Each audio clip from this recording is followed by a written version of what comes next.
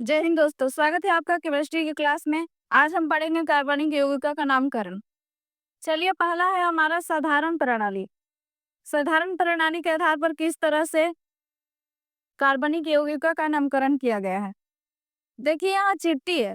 चिट्टी में कौन सा अम्ल पाया जाता है? चिट्टी के डंक में तो आपका होता है फॉर्मिक अम्ल। इस प्राप्त करने के स्रोत पर नामकरण किया जाता है। जहां से अम्ल प्राप्त हो जाता था उसी के नाम पर पहले वैज्ञानिकों ने नामकरण कर दिया था कार्बनिक कार्बनिक यौगिकों का। यहाँ देखिए कि प्राप्ति के स्रोत के आधार पर यहाँ देखिए फॉर्मिक अम्ल का किस तरह से संरचना बन रहा है। यहाँ देखिए फॉर्मिक एसिड का फॉर्मूला होता है HCOOH। प्रारंभ में कार्बनिक यौगिकों का नाम उनकी प्राप्ति के स्रोत के आधार पर रखे जाते थे, ये आपको पता चला। सेकंड है आपका कि IUPAC नेम, IUPAC प्रणाली। सेकंड तरीका से वैज्ञानिकों ने इस तरह से कार्बनिक यौगिकों का नामकरण किया। आप इसे VBI जरूर लगा लीजिएगा एग्जाम के लिए, ऑब्जेक्टिव यहाँ से आपके बनेंगे ही बनेंगे। सबसे पहले इसका फुल फॉर्म देख लेते हैं। International union of pure and applied chemistry, इसका क्या होता है आपका? तो इसका फुल फॉर्म होता है IUPAC का। वैज्ञानिक नामकरण, कार्य यौगिकों के नाम उनकी संरचना के आधार पर वैज्ञानिक तरीके से रखे गए। मतलब कि वैज्ञानिकों ने सोच समझ के इसका संरचना को देखा।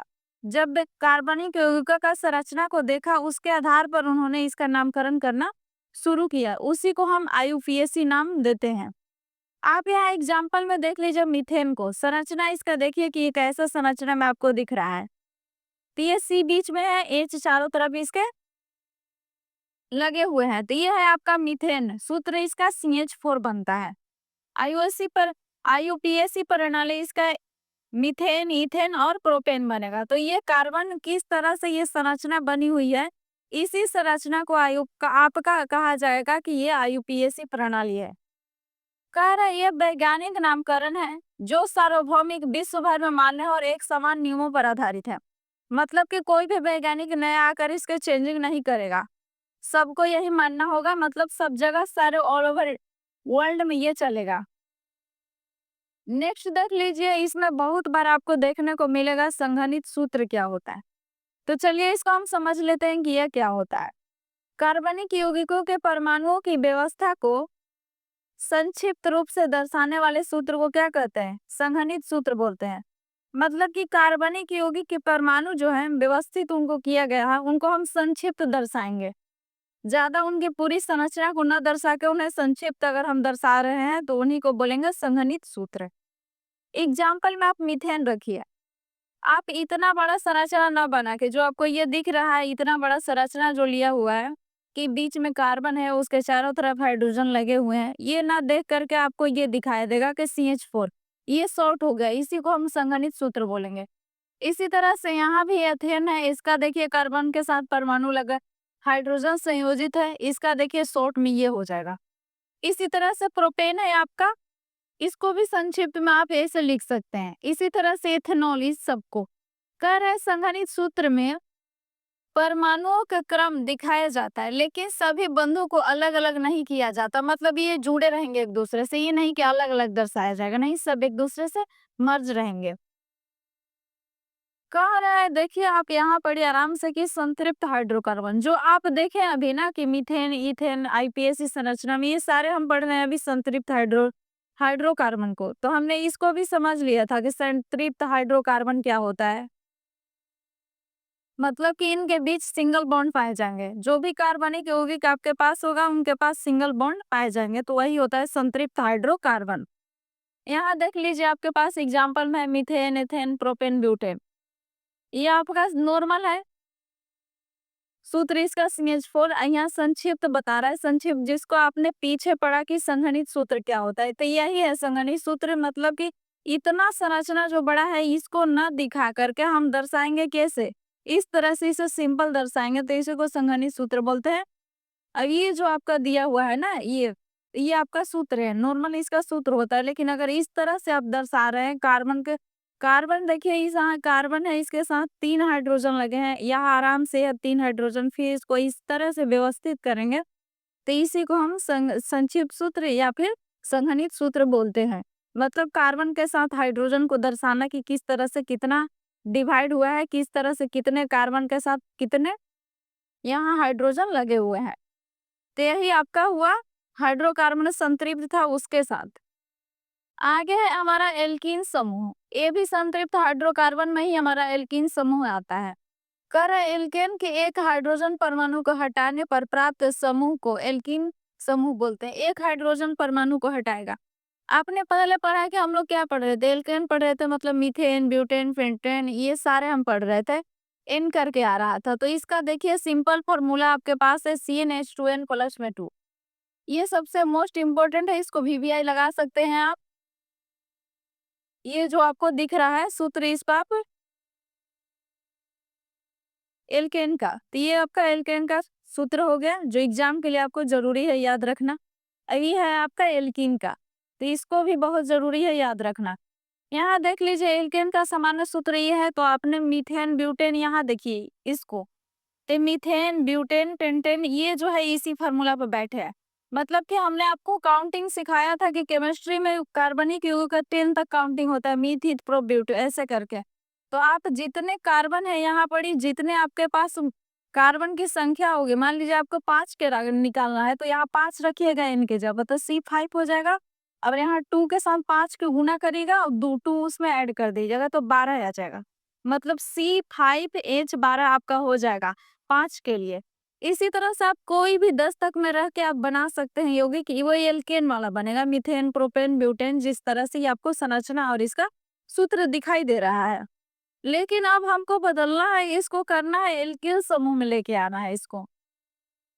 तो आपको एल्किल समूह में अगर लेके आ रहे हैं तो आपका फॉर्मूला बदल जाएगा। बोला ना कि एल्किल समूह में लाएंगे तो एक कार्बन को क्या करेंगे, मतलब एक हाइड्रोजन को रिमूव कर देंगे, हटा देंगे। तो देखिए यहाँ CnH2n प्लस में यहाँ 2 था, यहाँ पर ही एक 1 रखा है, तो मतलब एक हाइड्रोजन को क्या कर दिया, रिमूव कर दिया। तो आपका ये बनेगा इन यौगिकों से, देखिए आपका यौगिक बनने लगा, ये इधर चेंज हो गया।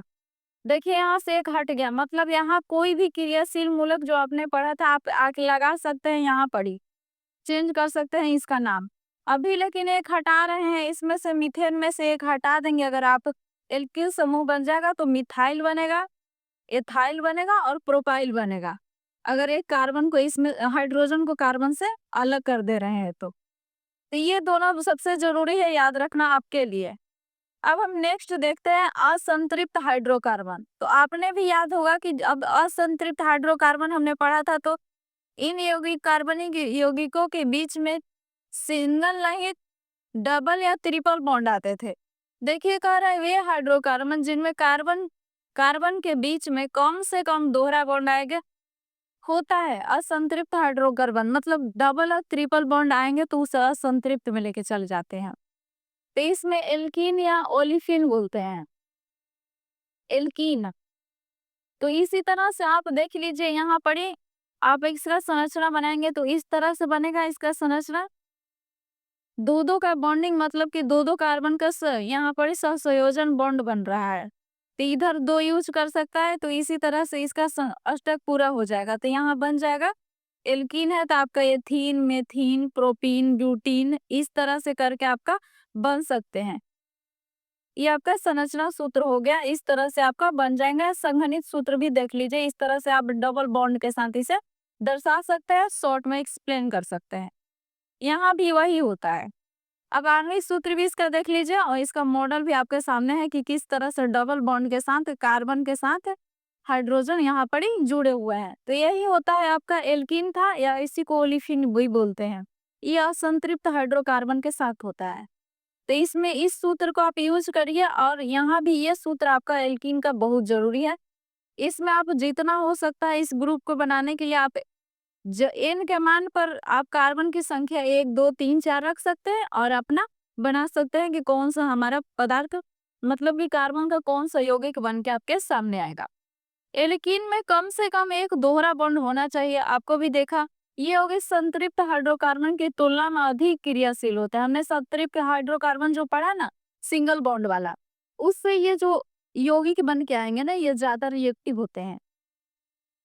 इसी तरह से नेक्स्ट है हमारा, देखिए कि उसका आप देख लीजिए जो अपने आईयूपीएसी ने और साधारण नैप देख लीजिए, एल्कीन का जो हमने पढ़ा तो ऐसे क्या एसिटिलीन बन जाएगा C2H वाला का, सेकंड वाला का। इसको अगर आईयूपीएसी मिलेंगे तो एथीन, प्रोपीन हमने बताया, प्रोपीन, ब्यूटीन ऐसे करके इसमें आ जाएंगे।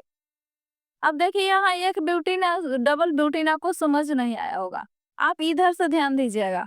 अगर आप इधर से चल रहे हैं, राइट से अगर लेफ्ट की तरफ आप जा रहे हैं, तो यहाँ देखिए बॉन्ड यहाँ आपके पास एक ही कार्बन के बीच आ गया।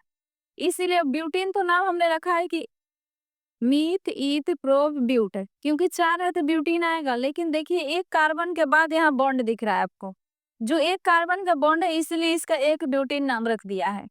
यहाँ देखिए, यहाँ से काउंट करिए तो 1 2 2 के बाद आपका यहाँ पर बॉन्डिंग दिख रहा है डबल बॉन्ड, तो इसीलिए इसका नाम डबल ब्यूटीन मतलब 2 ब्यूटीन नाम रख दिया है। नेक्स्ट है आपका एल्काइन या एसिटिलीन। तो एल्काइन एसिटिलीन का आप देखिए कि वे हाइड्रोजन जिसमें कार्बन कार्बन के बीच में तिहरा बॉन्ड आएगा, ये भी असंतृप्त हाइड्रोकार्बन चल रहा है, मतलब डबल बॉन्ड और ट्रिपल बॉन्ड वाला। तो जैसे ही डबल बॉन्ड वाला तो हमने पढ़ लिया एथीन वाला करके, अब हम पढ़ रहे हैं एल्काइन मतलब कि ट्रिपल बॉन्ड आएगा, उन्हें एल्काइन या एसिटिलीन बोलते हैं। जैसे ही ट्रिपल बॉन्ड अगर कार्बन के बीच में आ रहा है, इसी तरह से हम देख लीजिए कि यहाँ पर ही एथीन एथीन है, इसका आप संरचना सूत्र देख लीजिए, संक्षिप्त में आप ट्रिपल बॉन्ड यहाँ देख लीजिए। अब देखिए एसिटिलीन या एथाइन, तो यहाँ पर ही जो भी रिएक्शन बनेगा तो इथाइन, मिथाइन, प्रोपाइन इस तरह के करके बनेगा। यहाँ पर ही भी आप इसका फॉर्मूला मतलब सूत्र आपको ध्यान में रखना है कि किसका क्या सूत्र होता है, बहुत जरूरी है आपके एग्जाम के लिए। ये फॉर्मूला आपके बहुत जरूरी है। कार्बन नहीं, यहाँ पर यहाँ n की संख्या रखते जाइए 10 तक में, कोई भी 1 2 3 और आपका यहाँ पर यौगिक बन के आ जाएगा। इसी तरह से आप यहाँ पर यही बनेगा, एथाइन लगेगा, मिथाइन, प्रोपाइन, ब्यूटाइन इस तरह से बनेगा यौगिक। यहाँ देखिए कैल्शियम कार्बाइड को जल के साथ रिएक्ट करवा रहा है, तो इसको ये बॉन्ड देखिए दर्शा रहा है ट्रिपल बॉन्ड से, तो एसिटिलीन मतलब एथाइन होता है ये, अब बनेगा कैल्शियम हाइड्रोक्साइड, इसके बनने के बाद आएगा आपका ये नॉर्मल सा रिएक्शन दर्शा दिया गया कि कौन सा रिएक्शन हो रहा है। इसी तरह से हमारा नेक्स्ट है इसी का एल्काइन का आंशिक सूत्र, जो नॉर्मल हम यूज करते हैं एल्काइन वाला।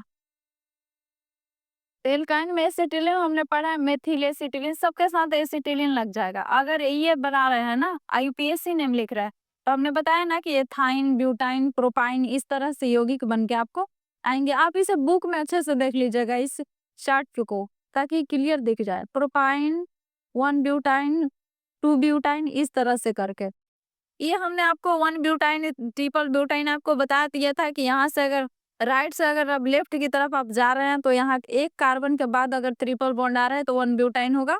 ब्यूटाइन तो नाम इसका 4 है इसलिए पड़ा, और यहाँ पर डबल बॉन्ड आया है देखिए 2 कार्बन के बाद, 2 कार्बन के बाद आया, मतलब कि इसलिए यहाँ पर 2 ब्यूटाइन नाम इसका रख दिया गया। आगे है आपका एरोमेटिक यौगिक। कह रहे जिन कार्बनिक यौगिकों में एक या अधिक बेंजीन वाले होते हैं उन्हें एरोमेटिक यौगिक, बेंजीन है ये देखिएगा, बेंजीन ये वाले पाए जाते हैं। आप यहाँ पिक्चर देखिए बेंजीन का, ये बेंजीन है, आप इस तरह से दर्शाइए या इस तरह या इस तरह।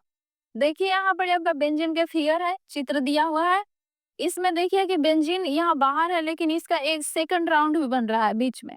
इसी तरह से आपका बेंजीन का ये डायग्राम हो गया, इसका एक वलय अंदर से भी बन रहा है, तो इसी को आप एरोमेटिक यौगिक नाम रख देंगे, क्योंकि यौगिक जो वलय है ना एक से अधिक बन रहा है। इसी तरह से यहाँ भी देख लीजिए किस तरह से व्यवस्थित है इसका वलय बन रहा है, इसी को हम क्या कहेंगे, इसी को हम बोलते हैं एरोमेटिक यौगिक। जो मतलब एग्जाम्पल के रूप में आपका बेंजीन को दर्शाया गया है कि बेंजीन किस तरह से इसमें लगा हुआ है। तो बेंजीन का आप फॉर्मूला देखते सकते हैं कि C6 और H6 दोनों इसका इक्वल होता है बेंजीन का। Thank you so much watching this video. I hope कि वीडियो पसंद आया होगा, तो लाइक शेयर एंड चैनल को सब्सक्राइब करना ना भूलिएगा, और कमेंट बॉक्स में जरूर कमेंट करिएगा कि वीडियो आपको कैसा लगा या कहीं दिक्कत आई।